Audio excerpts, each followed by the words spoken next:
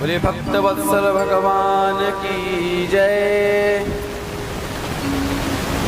अब तृतीय स्कंद में विदुर जी का पावन चरित्र आता है। जब भगवान शांति दूत बन करके हस्तिनापुर आए धृतराष्ट्र को समझाने के लिए, बोले महाराज एक के लिए अनेकों का नष्ट कर देना एक बुराई नहीं है।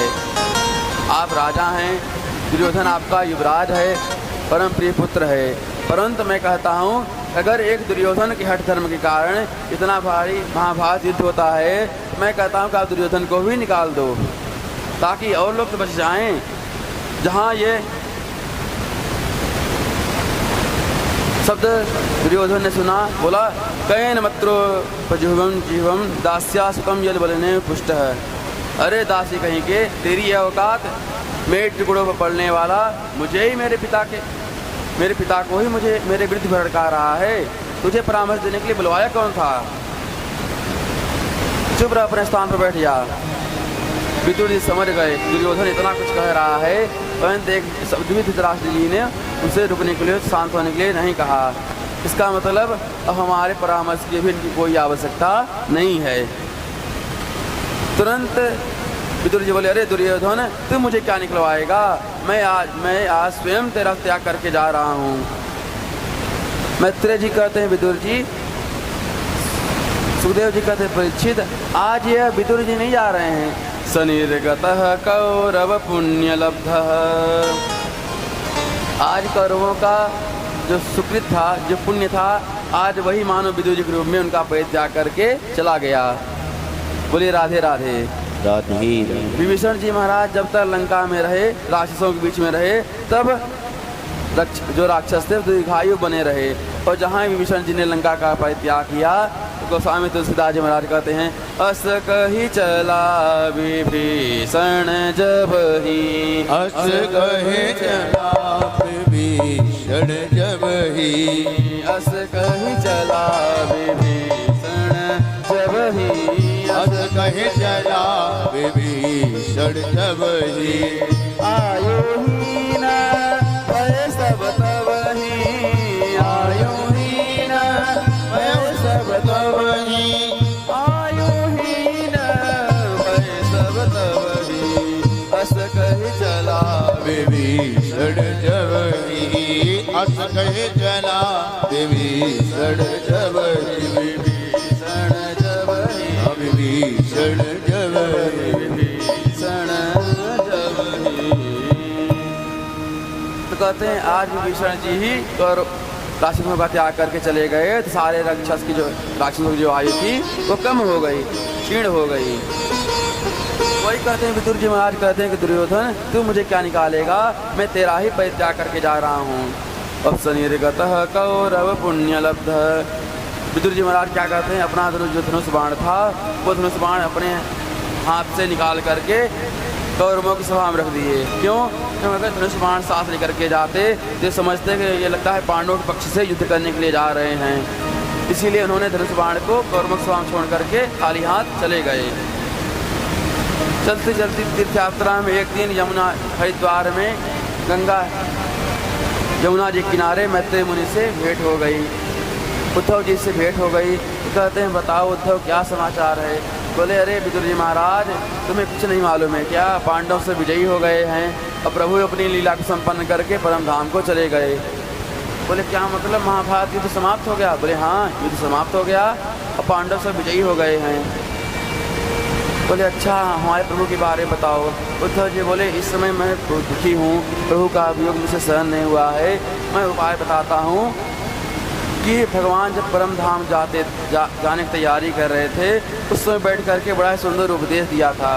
तो भगवान कहते हैं कि उद्धव मेरा स्वभाव है, जो भक्त मुझे जो अर्पण करता है उसके बदले मैं भी कुछ उसको प्रदान करता हूँ, परंतु एक भक्त मेरा ऐसा है जो आज तक केवल मुझे दिया ही दिया है, मुझसे फूटी कौड़ी आज तक कुछ नहीं लिया। वो भक्त कौन है? परम भक्त विदुर जी महाराज। इस बात को सुन करके विदुर जी के नेत्रों में आंसू आ गए। बोले धन्य है प्रभु, कितना अपने शरणागतों पर कृपा करते हैं कि अरे हमारे घर में था ही क्या, साग सूखा बथुआ का साग खिला दिए, परंतु भगवान उसकी रणिया बन गए।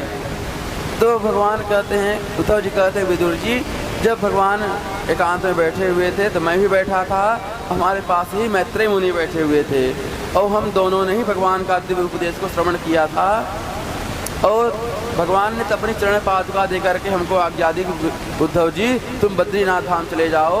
और वहीं पर बैठे हुए मैत्रेय मुनि हमारे बगल में बैठे हुए थे, तो उनको कहते हैं, मैत्रेय तुमने हमारे दिव्य ज्ञान को हृदयंगम किया है, आत्मसात किया है, इसलिए मैं तुम्हें आज वचन देता हूँ, आज्ञा देता हूँ, जब भी तुम्हें कभी विदुर जी महाराज से भेंट हो जाए, मिलन होवे, तो मेरा जो दिव्य उपदेश है, दिव्य ज्ञान है, ये विदुर जी महाराज को प्रदान कर देना। तब उद्धव जी को विदुर जी प्रणाम करते हैं। उद्धव जी महाराज बद्रीनाथ धाम चले गए और विदुर जी महाराज हरिद्वार की ओर चल दिए। और हरिद्वार में एक दिन गंगा के तट के किनारे घूमते घूमते मैत्रेय मुनि से मित्र भेंट हो गई और वहीं से विदुर मैत्रेय संवाद प्रारंभ होता है। विदुर जी महाराज कहते हैं कि महाराज प्रत्येक प्राणी सुखी होने के लिए परिश्रम कर रहा है, रात दिन मेहनत करता है, फिर भी सुखी नहीं हो पाता है। क्यों? क्योंकि हम संसार में सुख ढूंढ रहे हैं और सुख कहाँ है? संसार में नहीं, सुख तो हमारे ही अंदर है। अभी कल आप लोगों कथा श्रवण किया कि सुख तो हमारे भीतर ही है और अपने भीतर सुख न ढूंढ करके हम संसार में ढूंढ रहे हैं। अरे संसार में जो सुख दिखाई दे रहा है वो सुख नहीं है, वो परिणाम में दुख ही देने वाला है। किराए घर में रहते थे, मैं सोचा किराए देते बहुत वर्षों बीत गए, अब अपना एक मकान हो जाए शहर में तो आनंद आवे। भगवान की कृपा हुई, थोड़ा सा ज़मीन लेकर घर बनवा लिए, प्रसन्नता हो गई। जब गृह प्रवेश कराए तो बड़ा उत्साह हुआ। कोई आता तो बोले देखो मैं नया घर बनवाया हूँ, ये बहुत अच्छा घर है, बहुत अच्छा आनंद हो रही है। तो कहते हैं घर तो वर्षों वर्ष रहा, परंतु उत्साह 2-4 दिन में गायब हो गया। क्यों?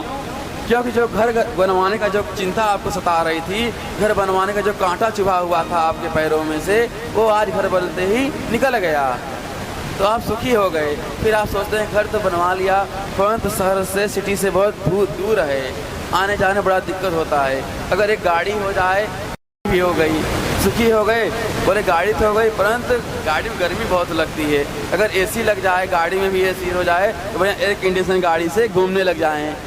गाड़ी में एसी लग गई तो क्या आप सुखी हो गए? बोले गाड़ी में तो एसी लगी हुई है, परंतु घर में एसी नहीं है। घर में पहुंचते बहुत गर्मी भरी रहती है घर के अंदर, तो क्या करें? बोले चलो घर में भी एसी लगा लो।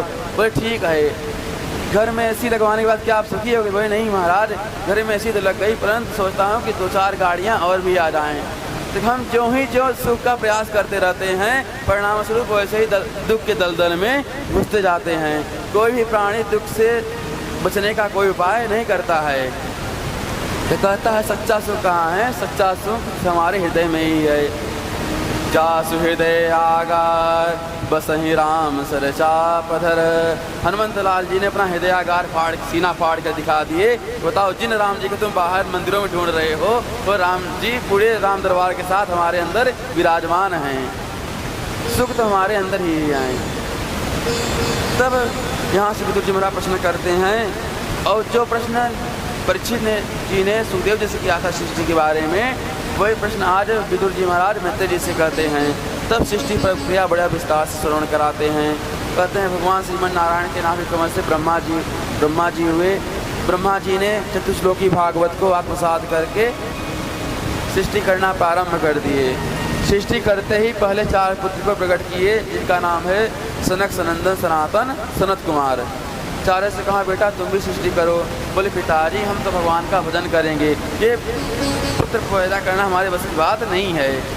ब्रह्मा जी बोले बताओ, हमारे पुत्र होते ही हमारी बात नहीं माने हैं। ब्रह्मा जी क्रोध आ गया। तो ब्रह्मा जी का क्रोध ही मृत्यु का वेदन करके महारुद्र के रूप में बदल गया। वो रुद्र भगवान की जय, शंकर भगवान की जय। पैदा होते ही भोलेनाथ रोने लगे, वाहम काहम, नाम दो काम दो। ब्रह्मा जी बोले देखो तुम पैदा होते हुए रोए हुए हो, इसलिए तुम्हारा नाम होगा रुद्र। अब काम इस हमारे डिपार्टमेंट में जनरेटर वाला काम चल रहा है, सृष्टि को आगे बढ़ाना है, सृष्टि पैदा करो। भोलेनाथ बोले ठीक है। अब भोलेनाथ ने सृष्टि करना प्रारंभ कर दिए। डाकनी, पिशाचनी, शाकनी, भूतनी, डाकनी, ऐसी सृष्टि प्रकट कर दिए जो कि मुंह फाड़ करके ब्रह्मा जी को ही खाने दौड़ पड़ी। तब ब्रह्मा जी घबरा बोले, भाई बेटा ऐसी गड़बड़ सृष्टि मुझे नहीं करानी है। बोले राधे राधे, आपसे सृष्टि हो रही कि आपकी बस की बात नहीं है, आप जाकर के भगवान का भजन करो, आपका विवाह कर देते हैं, भगवान का भजन करते रहो। अब ब्रह्मा जी विचार करते हैं कि बड़े बेटे ने सृष्टि करने से मना कर दिया, दूसरे बेटे ने उल्टी सृष्टि कर दी, अब क्या करें। ब्रह्मा जी ने सर्वप्रथम 10 ऋषियों को प्रकट कर दिया, जिनके नाम हैं मरीचि, अत्रि, वशिष्ठ, पुलस्त, क्रतु, दक्ष, भृगु और देवर्षि नारद। इन 10 पुत्रों से ही सृष्टि का विस्तार हुआ। अपने वाणी से परम मनोहारिणी सरस्वती जी को प्रकट किया। फिर ब्रह्मा जी ने सोचा कि आखिर संकल्प सृष्टि कब तक चलती रहेगी।